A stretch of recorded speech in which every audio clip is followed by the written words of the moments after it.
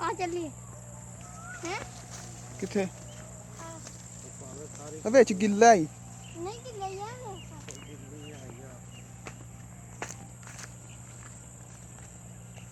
इधर आ या ਆਜਾ ਇੱਧਰ ਬਾਹਰ ਨਿਕਲ ਜਾਾਂਗੇ ਬਸ भाई इधर हो क्या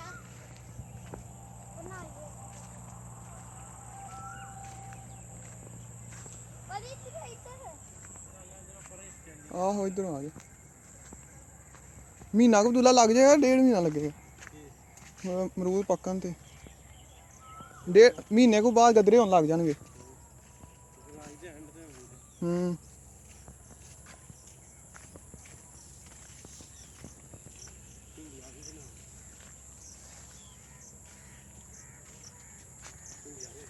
सलाम अलैकुम भाईजान जी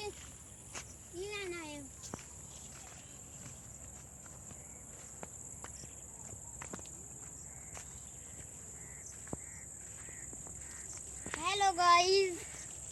हेलो गाइस चांद गद्दा नहीं हो गया हाँ चांद ਪਿੰਡੀਆਂ ਕਿੱਡੀਆਂ ਸੋਹਣੀਆਂ ਲੱਗਣ ਨਵੀਆਂ ਨਵੀਆਂ ਇਹ ਨਹੀਂ ਮੁੱਕਣ ਵਾਲੀ ਇਹ ਐਂਡ ਤੱਕ ਜਾਰੀ ਰਹਿੰਦੀਆਂ ਵੱਢ ਦਿਓ ਫਿਰ ਫੁੱਟ ਜਾਂਦੀਆਂ ਨੇ हेलो गाइस